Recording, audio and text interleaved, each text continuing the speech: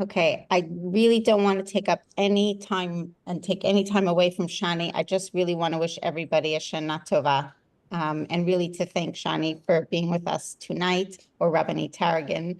And it really is a zechut to be inspired by her words, Erev Rosh Hashanah. So thank you.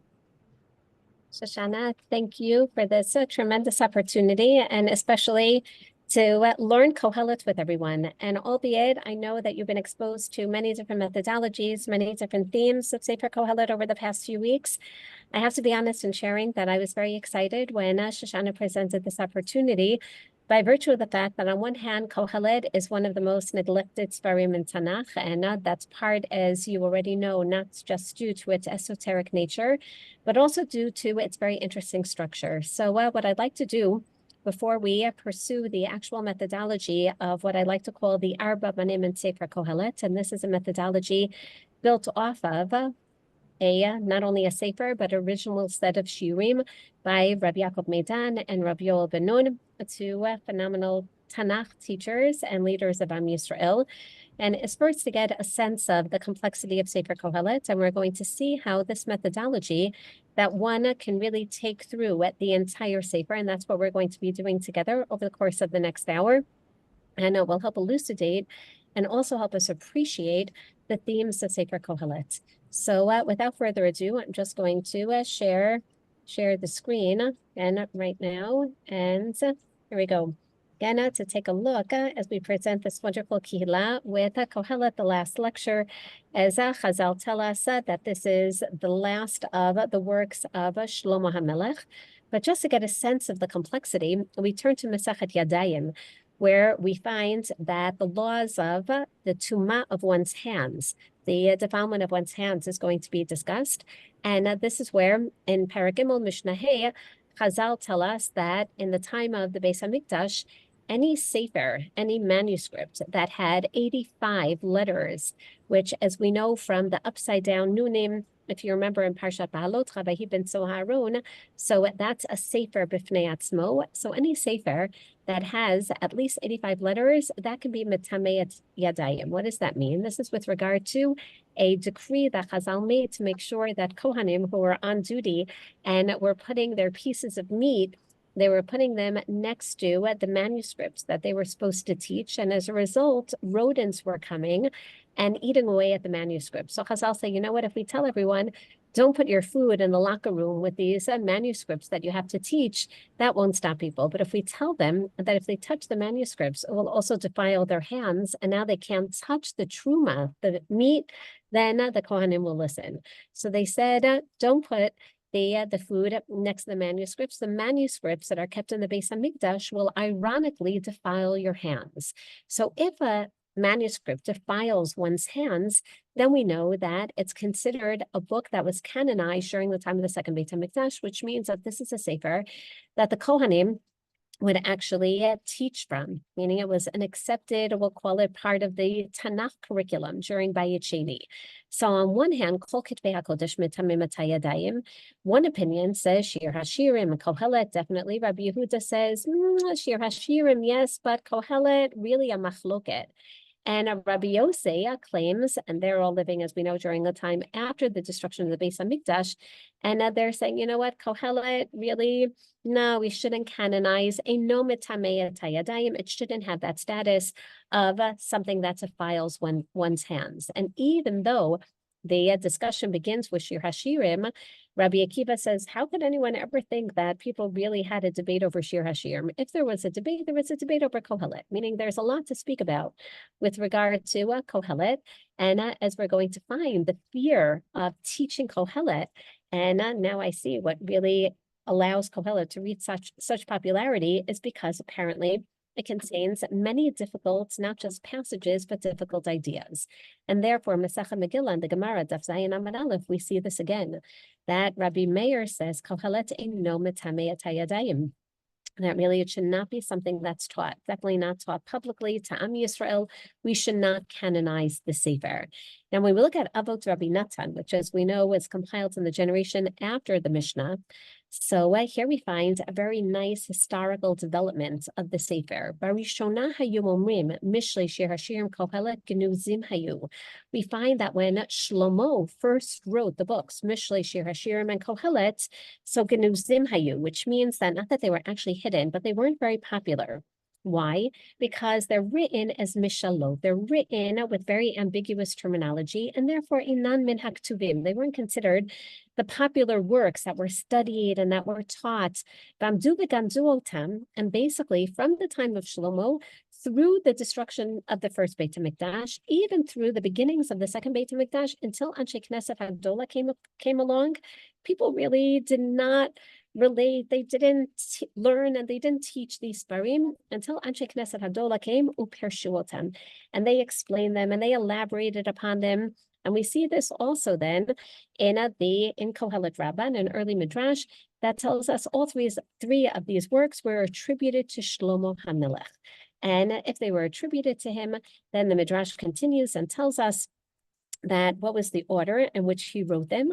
And Chazal say, well, maybe he wrote them all at once, or maybe he wrote them at 3 different stages. Rabbi Chia says that Mishlei he wrote first, then he wrote Shir Hashirim, and then he wrote Kohelet. Now, obviously, just looking at them at 3 different stages helps us understand that each one is indicative and expressive of a different stage of his life, because Shlomo really lived 3 different stages of his life. If we open up to Melachim Aleph, we see Parakimel Shlomo Ahav et Hashem.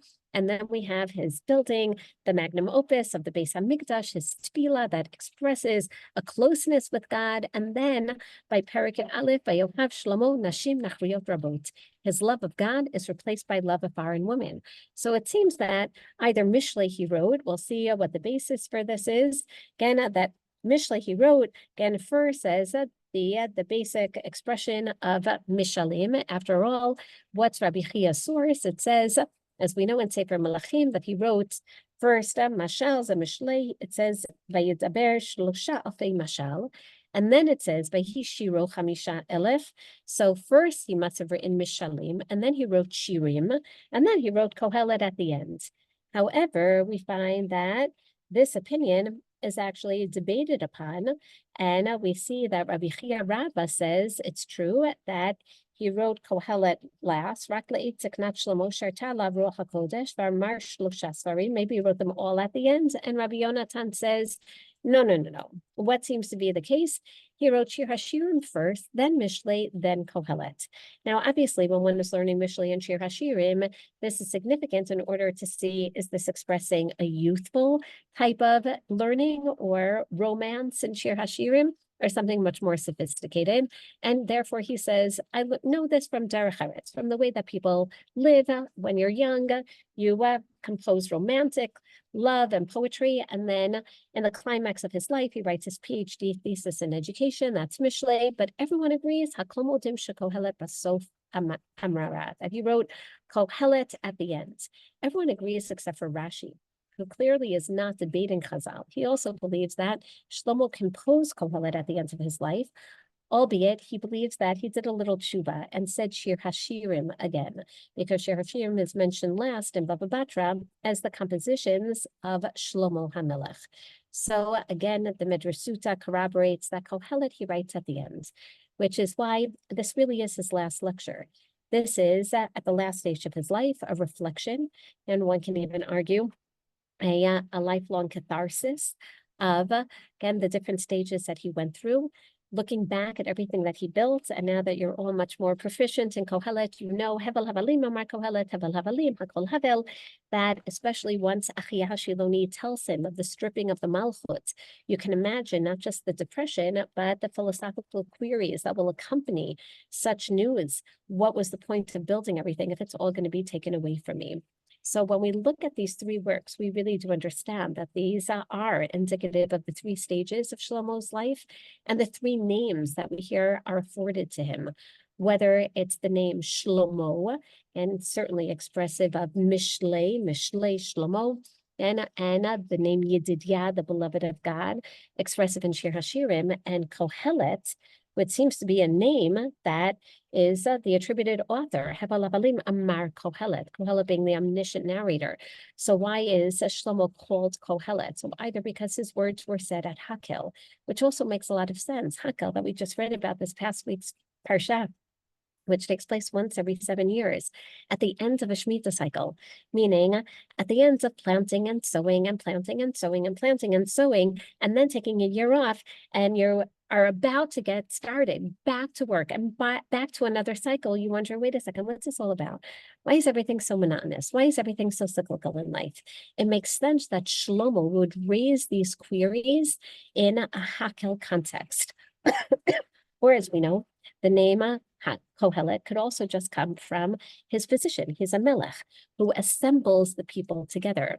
Interestingly, Professor James Kugel explains that Kohelet comes from the Semitic word of ka'al with an ayin, which is also an Akkadian. It means the great debater, someone who is really going to debate the various ideas. And certainly beyond the fact that he is the everyman, he is the speaker, he is the assemblyman, he also seems to be the one presenting this essential debate as to existentialism.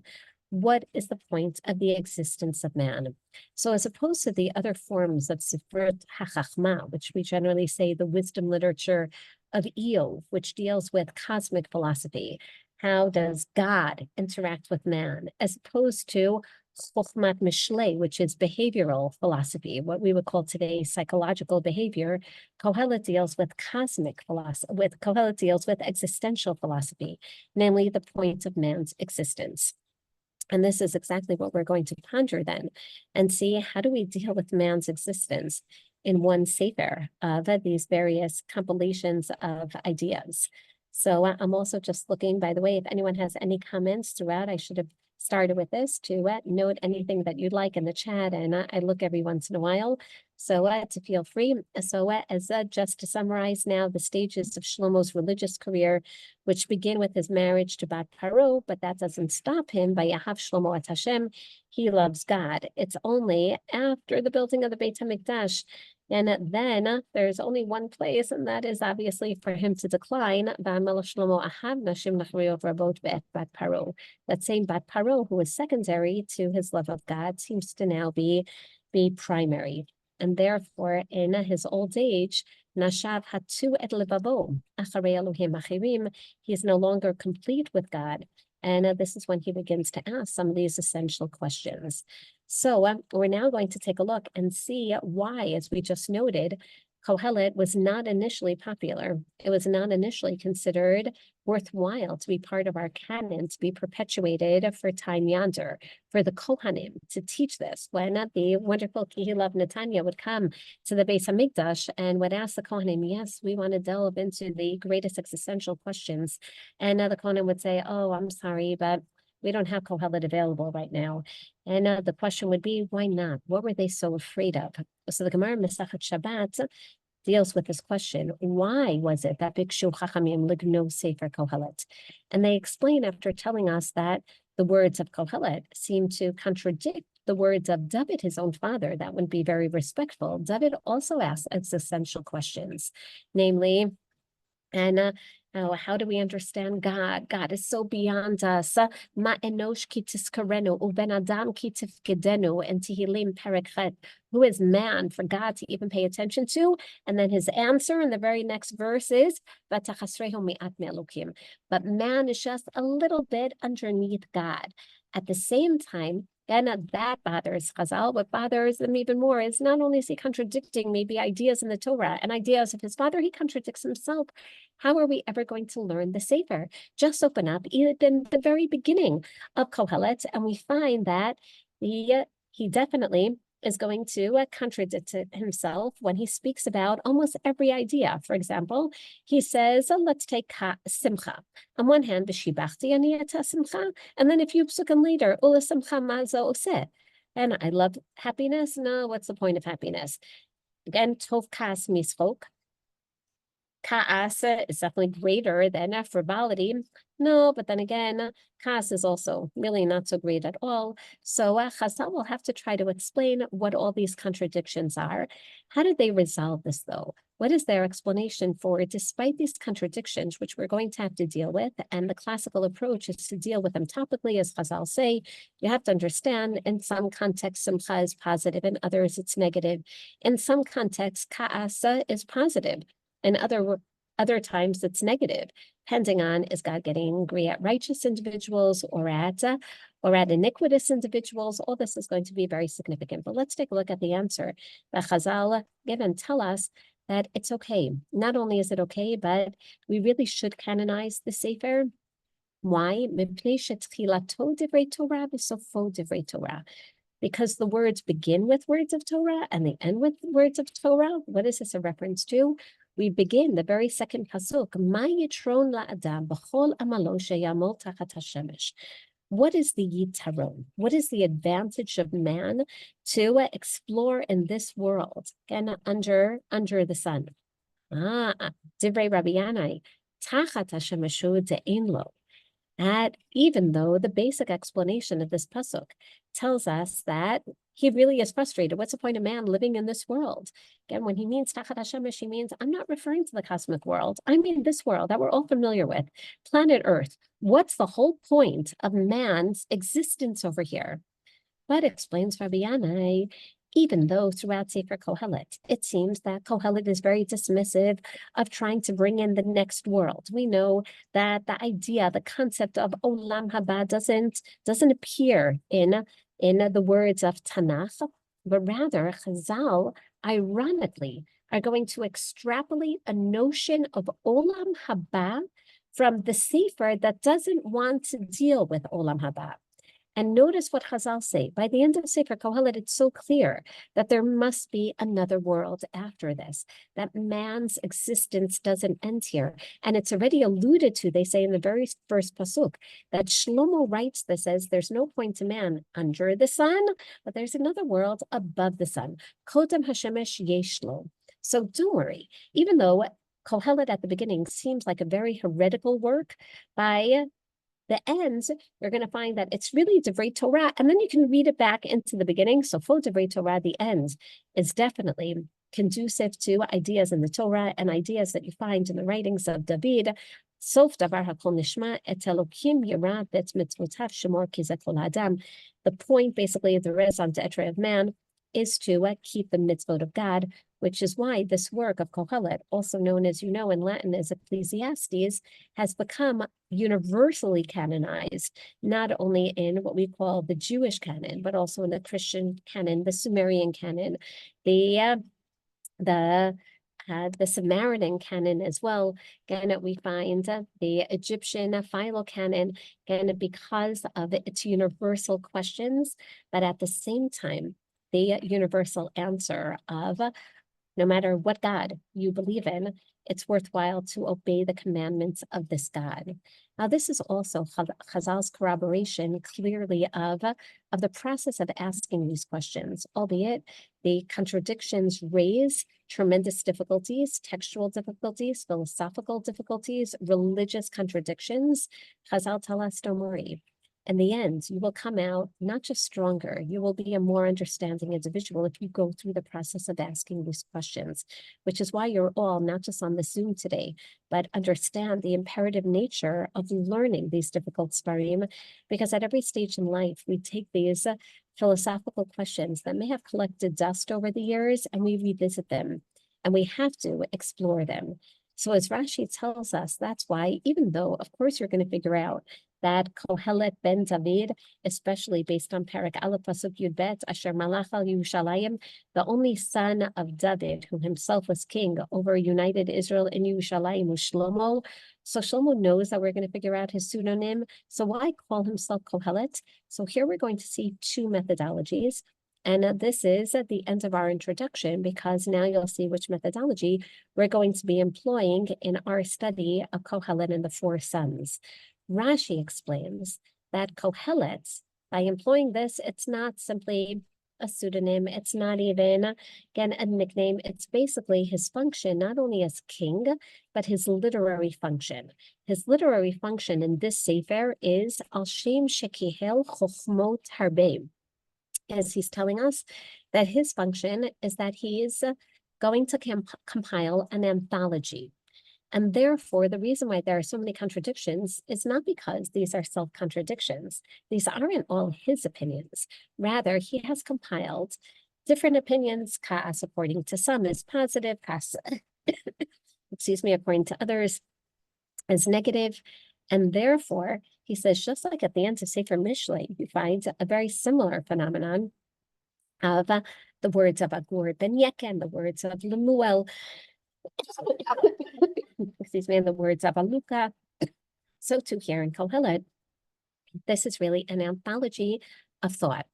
And therefore, those who apply Rashi's methodology basically divide up the ideas of Kohelet into exactly that, into different ideas or themes.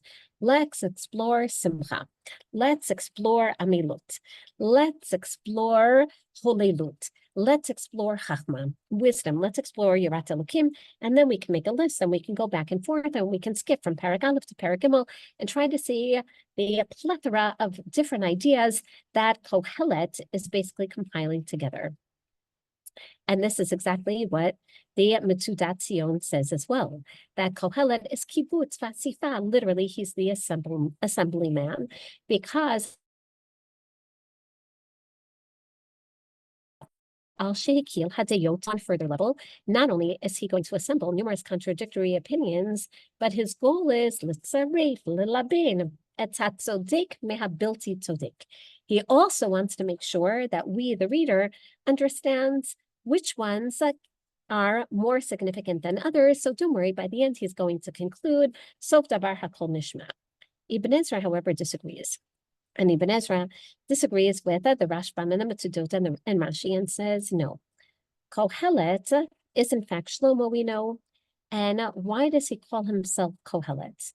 Alashon ha'chochma shenik halabo. These aren't opinions of other chachamim, like we find the collection of Zerei Chachamim throughout Sefer Mishlei.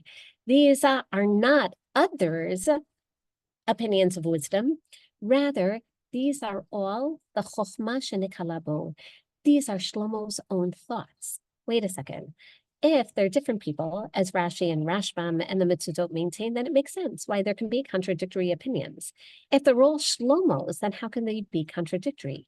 But I hope that we're all individually resolving this question in our own minds, knowing that at different stages of our lives, we think and we believe different ideas.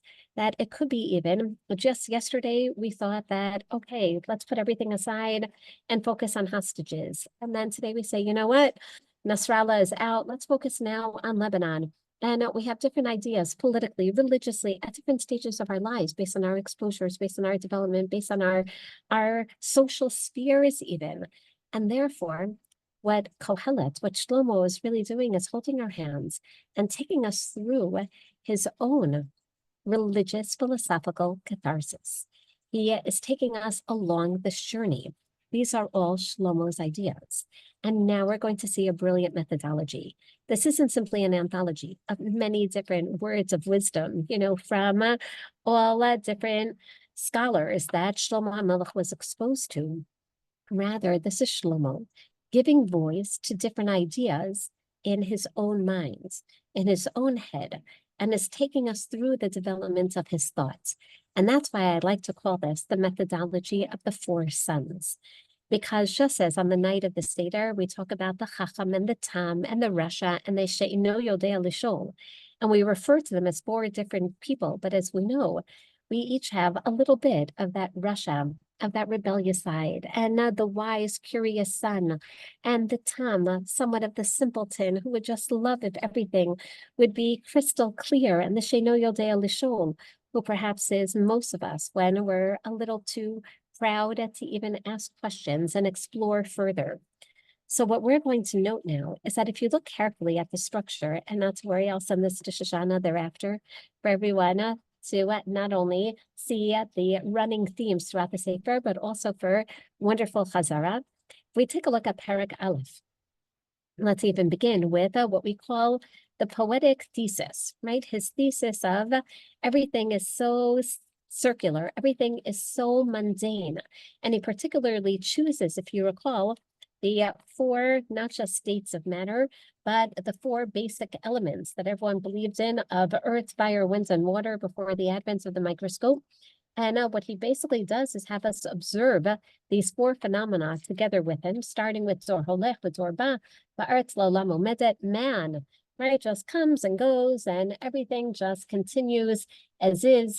The next, he speaks about the Shemesh, the Rach HaShemesh, Ubah HaShemesh, when the sun rises and the sun sets, and also just keeps going around. It's always trying to get to the east, from the east to the west, and then it rises again in the east. Very frustrating. Even something that looks more dynamic, like the ruach, again, the wind that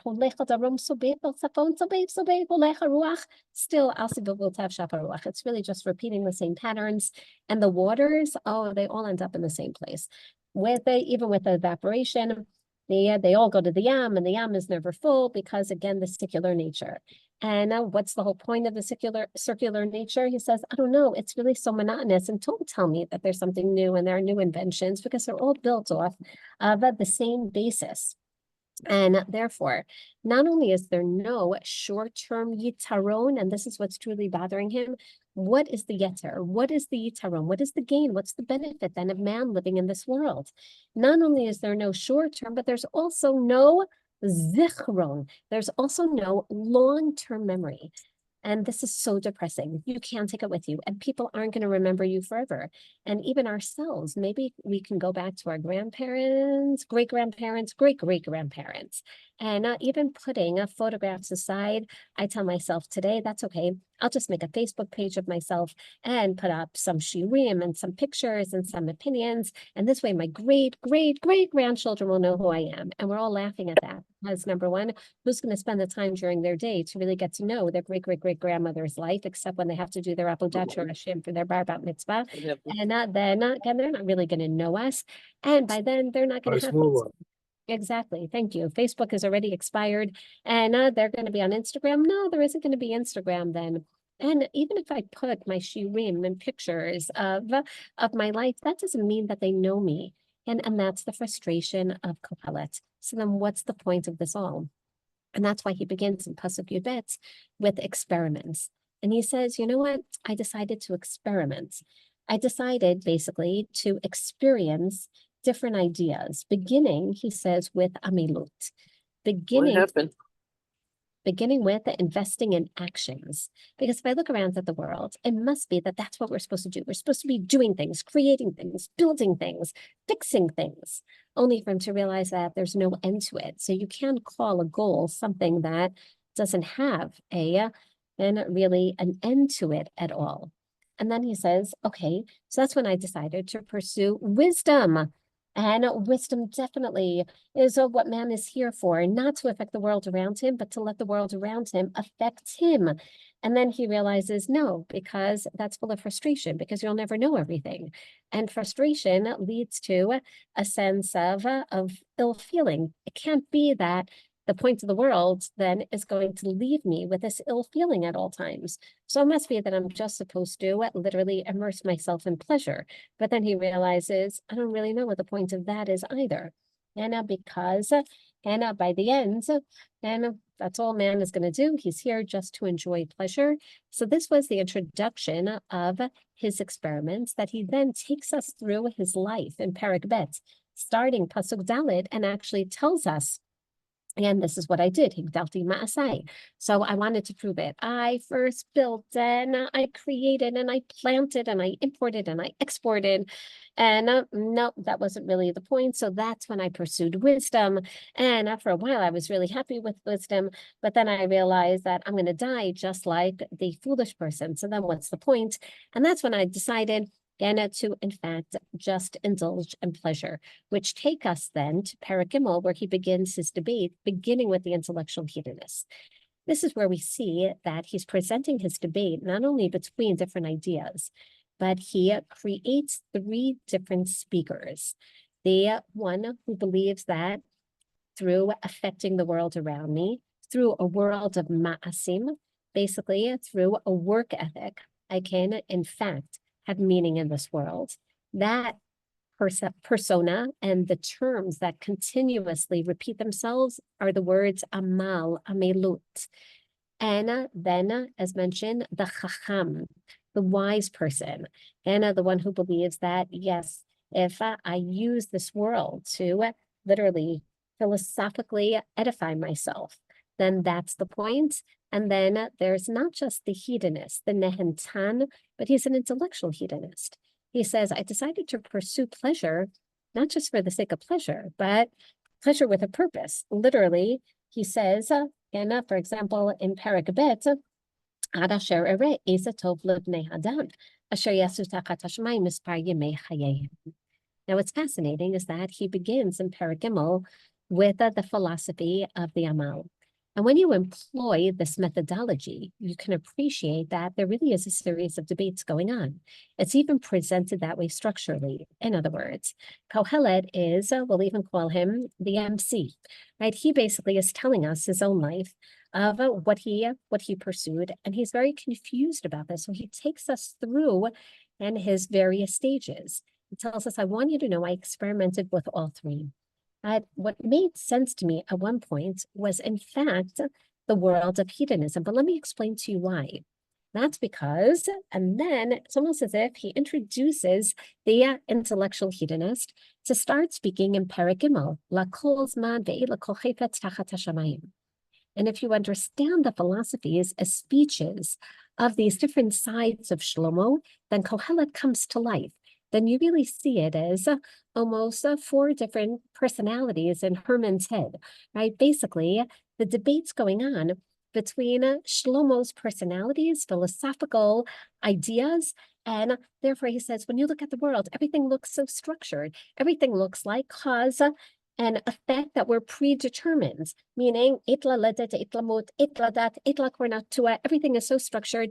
It must be that everything was predetermined. Wait a second, if everything is predetermined in life, and the only reason I'm planting is because it was predetermined that now's the time for planting, like the Truman Show, meaning everything was really just set in motion by, Christopher, the director, to make reference to the Truman Show film. But basically, this deistic God who has nothing to do with man set everything in motion for everything to continue automatically, and we're just on automatic. So if we're already on automatic and we don't really have freedom of choice, then we may as well just enjoy. Basically, we're like God, this deity is puppets in this world. So you're already on this roller coaster. You have no idea where the roller coaster is going to take you. But again, it's been pre-built by this deity, so you may as well enjoy the ride. But then comes along another speaker. And just like in a debate, the first stage is going to be present a rebuttal. So comes along right afterwards the Amal, who says, that doesn't make any sense. Again, we're in Perek Dalet. He says, wait, that makes sense if a person is going to sit back, relax, and enjoy. But then he says, there are ashukim. There are oppressed people in this world. In other words, there are people who sit back, relax, and don't enjoy. So what are you going to tell them? Their whole point in this world, in this predetermined world, was not to enjoy, but you said the whole point is to enjoy. So sorry, Mr. Nehentan, that doesn't make any sense. And secondly, no one can really enjoy, because even if you say that this is this person's predetermined lot and I can't change it, I still am jealous. And that jealousy eats away at whatever happiness, whatever pleasure I would have. So continues the Amal. He says, you know what I see from you, though, Mr. Nehentan, that you believe that every man is on his own, right? If you see someone fall, why should I go pick him up? It's not going to cause me pleasure unless it happens to bring me pleasure to help someone stand up. But why should it? That was what was predetermined for him. It's predetermined that I make it to the other side of the road. Comes along the Amal and says, no, we accomplish so much more in this world when we act collectively. It must be that that's the point of this world, a communist socialist society. That's what we're supposed to do.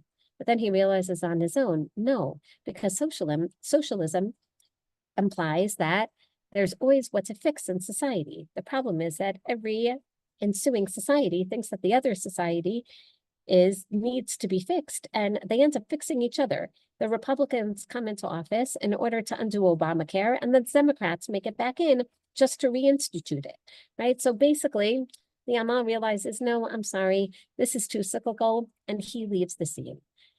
Finally, Perek Daled Pasuk Yud Zayin, we have the introduction of a philosophy of fearing God.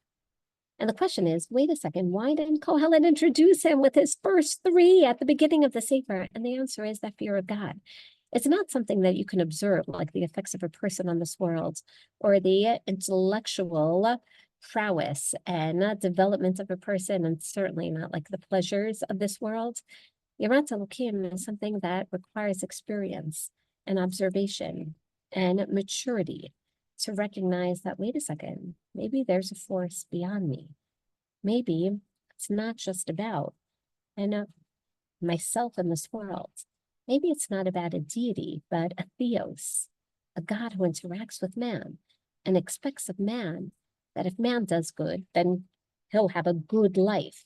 And if man is iniquitous, then God will respond. And the first portrayal of the Yirei Elokim seems to be a very simplistic one.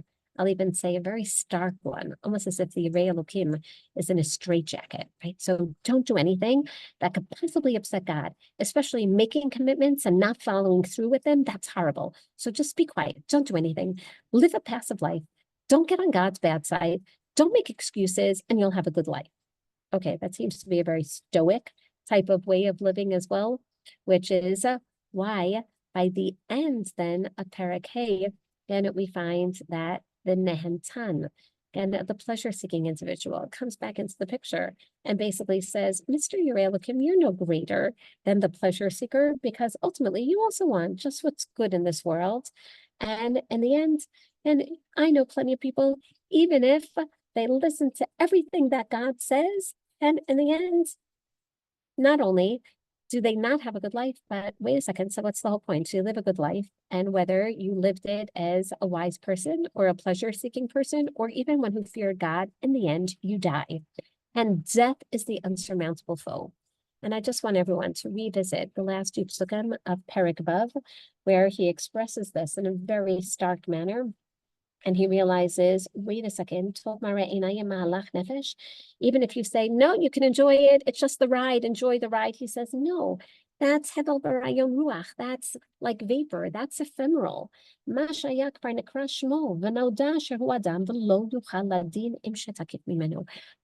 cannot contend with that is stronger than he, namely death. And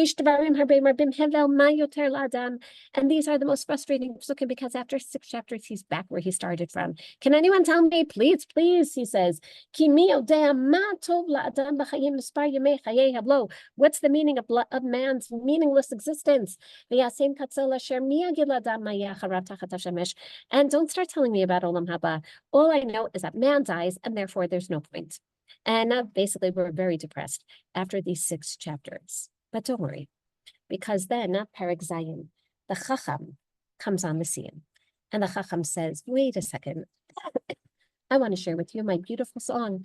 Tov, tov, tov, tov, tov, shemi shemen tov, yom hamadim yom hibado, tov lalakad devil, milachat al beit mishteh. He said, you want to know what's good? Death doesn't cancel the meaning of life, says the wise man. Rather, death is what proves that there's meaning in this world. Because death is the contrast to life. If we wouldn't die, then there wouldn't be a definition of life. There's life because we die. And that's why when someone dies, we give more meaning to life. And what do we realize after proving that death is what qualifies life? He says, okay, what does death qualify about life? Well, it's clear that we don't have control over death. So it must be that the goal of life is to control life. How do you control your life? Well, knowledge. Again, learn not just the philosophical sciences, but the practical ones. The more you learn, the better you can control in this world, except for a couple of things that, like, okay, fine, this deistic God controls. But other than that, go out and control and put yourself first. And yeah, it's true that moral people definitely get along better with others, so it pays to be moral, but basically just, again, try to control your environment. Learn everything you can about laws, that you can find all the loopholes in your IRS forms. And at the same time, learn everything that you can about health and about economics and about medicine and nature and car mechanics so that no one takes advantage of you. And that's how you'll live a good life. Comes along in response, the Yirei Elokim, and he says, I tried that. I tried living life that way. And you know what? When you keep doing that, you end up compromising your morality. And it says, it can't be that life is really just about us. It says, because you look around and you see that man can't control. You know what I see from death? It's true. I agree, Mr. Chacham, that death defines life, but not because in life I can control. On the contrary, death is a constant reminder that just as we can't control our death, so too, and that there's a force that controls our life. And the point of our life then is to submit ourselves to that control. It's to make sure that we follow that control, that we recognize, basically, that we recognize God. It's going to be the Nehentan again, who says, okay, I look around and I see people who do that, but they die, right? So don't tell me that, and Mr. Yirei Elokim, and he says, I would love if people were moral in this world. I would love if tzaddik b'tovlo, but it doesn't work that way. Says, as a matter of fact, I see a lot of Rishaim who live a fine life. So it's not about submitting to God. And by the way, the Nehentan also turns to the Chacham and says, and you're so silly, thinking that if you control your environment, if you learn, you'll find solutions to things. He says there are more things in life that don't have solutions than what do have solutions. And therefore, he says, you're just going to lose a lot of sleep and you're not going to live a very meaningful life. And then the Nehentan himself disappears and says, you know what, though, there's really no point to pleasure. There isn't. So there's no point to life. The only reason, though, to stay alive and not commit suicide, these are very funny psukim. He says for two reasons. Number one, at least a living dog is better than a dead lion, because at least when you're alive, you know that you're alive. So when you're dead, you don't know anything. Secondly, he says, at least when you're alive, people know you, right? The Kohelet man knows you. The flower lady knows you. When you're dead, then everyone forgets you. So you may as well live, but you're really living a meaningless life. So you can put a lot of mousse in your hair and I love your high school sweetheart. But in the end, the worst part about life, that God takes it away from you, and sometimes without even warning. Piton. That's why we really are just like animals who, again, we don't know if they go to heaven, and we don't know what happens to them, and all we know is that it's all hevel, and we're like the dagim, we're like fish that get caught in a trap, and it happens without any of our control. So goodbye, Amel. Goodbye, Nehentan. The only two people left standing by the end of Kohelet are going to be the Chacham and the Yirei Elokim. And just like the Nehentan and the Amal, Kohelet beautifully phrases their farewell speeches in the first person. The Chacham is very adamant that it must be, that still wisdom should be in what defines us, what is the purpose of our life. And yet he says, I don't know how to tell you this, but it just doesn't work. If you ask people, do you want to go to a Zoom lecture tonight on Kohelet? Or do you want to see Spider-Man 6? Again, just because there must be a Spider-Man 6 by now. Again, most of them will go see Spider-Man. Says if you ask them if they want to sit in the Roman Colosseum or go to gladiator games, they'll go to gladiator games. If, again, throughout cultures, do you want to know who gets paid more? Actors or those who are trying to find a cure for cancer? Believe it or not, it's the former. And football players. Says, this is so ridiculous. I would love for the world to work appreciating wisdom, but it doesn't. And what can I do, he says. Amarti. He says, even the person who laughs all day, I wish it was otherwise, but I guess the world is not based on man's purpose in literally defining himself through wisdom. And then comes the Yirei Elokim. And the Yirei Elokim, like the Chacham in a beautiful poetic fashion, realizes, wait a second. It's true that I don't always see the consequences of my action. It's true that I can't always see tzaddik v'tovlo. There are plenty of tzaddikim who live very difficult lives and plenty of rishaim who live fine lives. But you know what? I look around at the world and I see that in the natural world, We don't see our consequences right away. Shlach lach lecha al pnei hamayim.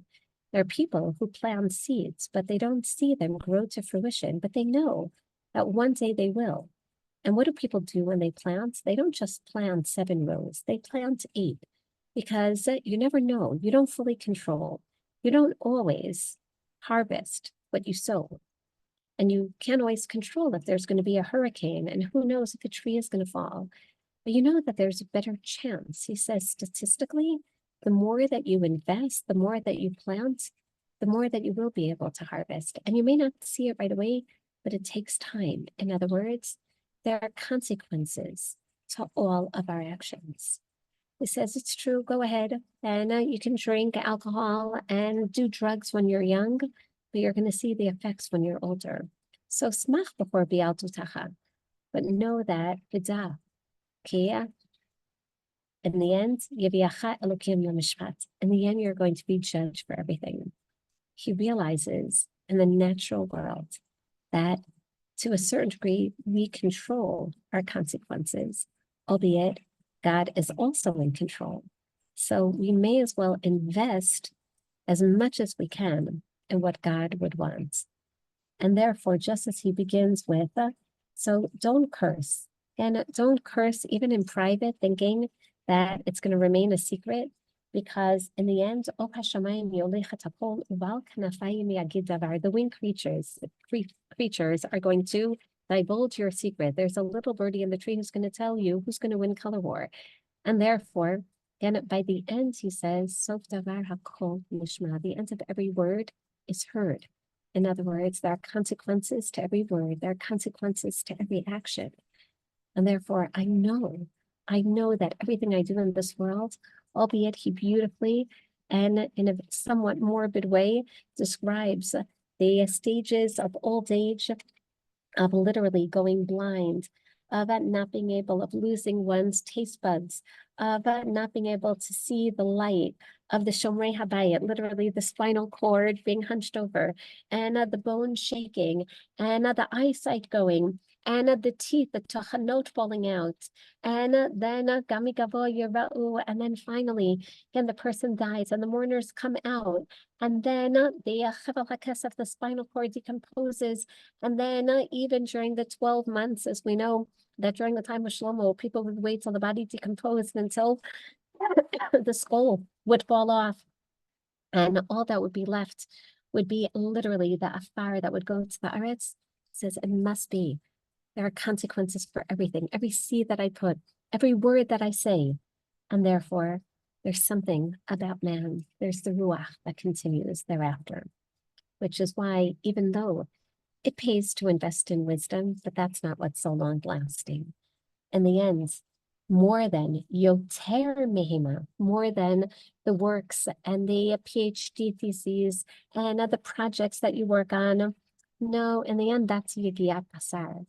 The real consequences are whether you listen to God, et Elokim yara vet mitzvot hashimor ki ze kol ha'adam, because at kol maaseh Elokim yabi b'mishpat, God will eventually judge for everything.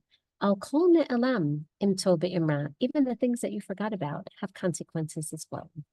Which means that once we adopt this methodology of the 4 sons of Kohelet, we recognize that there are constant debates. And what's fascinating about these debates is not simply a hodgepodge of different opinions. Each one states their philosophical premise, followed by appreciating literally the weak points or the rebuttal that will be presented in each, and then the reformulation of a new philosophy. So Kohelet basically divulges to us the inner workings of his own conversations, his own Hegelian dialectics that ultimately are going to breed his philosophy of, even I, Kohelet, know that there are going to be consequences to one's actions. And sometimes you'll see them in this world. And if they're not in this world, then know that they will be in another world.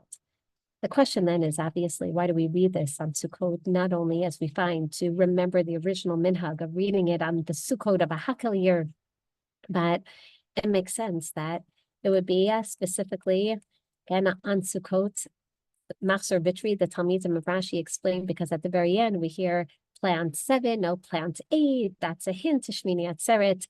But Evan Yarchi says it beautifully that Minhat Tzarfat, it started off really as just an Ashkenazi custom, which is why in some Sephardi communities, they don't read Kohelet on Sukkot, and definitely not in Chabad communities. Oh my gosh, you're going to read such a depressing esoteric sefer on Zman Simchatenu.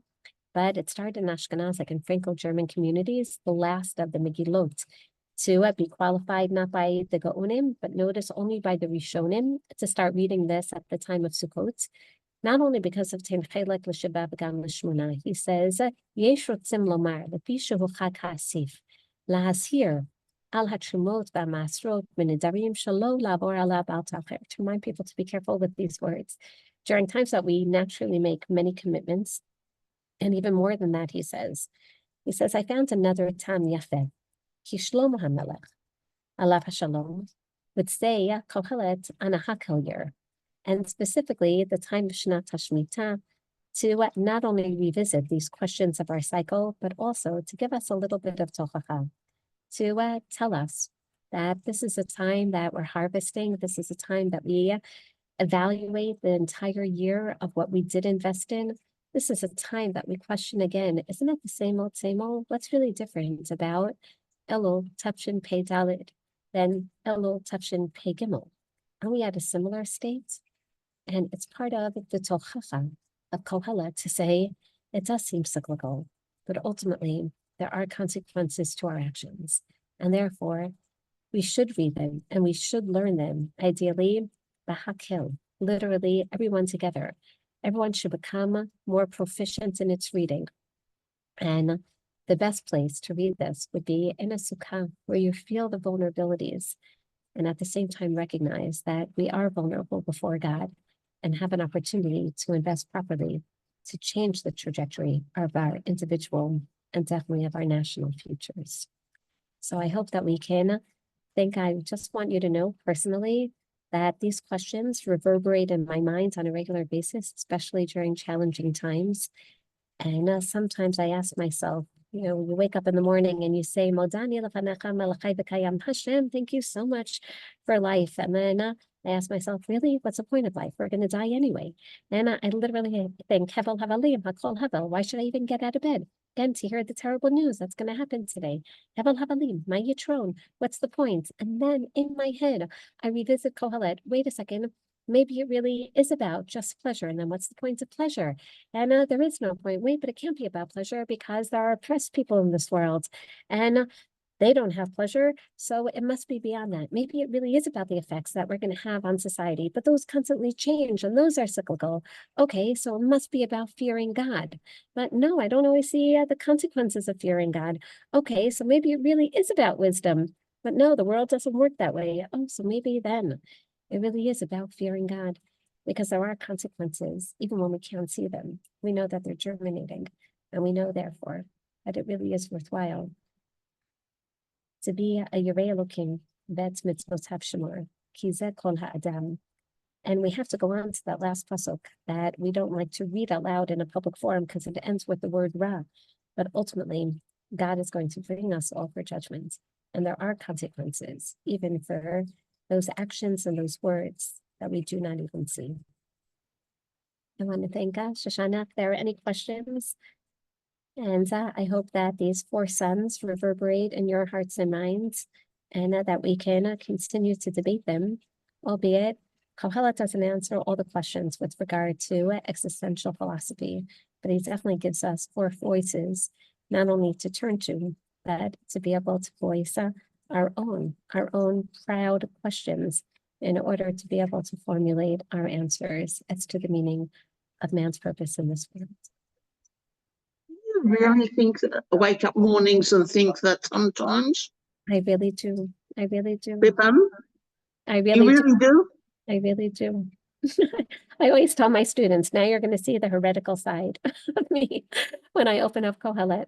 I think that, and then I revisit Kohelet in my head, and that gives me a lot of koach to get out of bed and to say, Shani, Anna, get up, make the most of your day, because there are going to be consequences, and you know that. So whenever I have doubts, I revisit Kohelet and fast forward. I basically play the 12 chapters in my head, and it gives me koach to get up. So I hope, Hannah, that it inspires you as well. Well, I just can't imagine that. You can't imagine that I have the questions, or you can't imagine that I revisit and it gives me strength. I can't imagine, except after, a very major tragedy, waking up in the morning and not being grateful for waking up. That's beautiful. That's exactly it. You know, as Rabbi Sachs would say, I always think before I think. I say moda'ani, and then I say, but Shani, don't just be on automatic. Don't just think.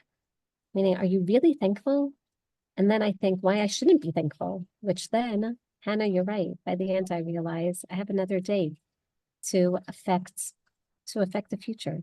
I have another day to affect myself. I have another day to affect the people around me. And I have another day to affect my relationship with God. You have another day to lavot et Hashem. B'diuk. And then I'm even more thankful than I was 20 seconds earlier.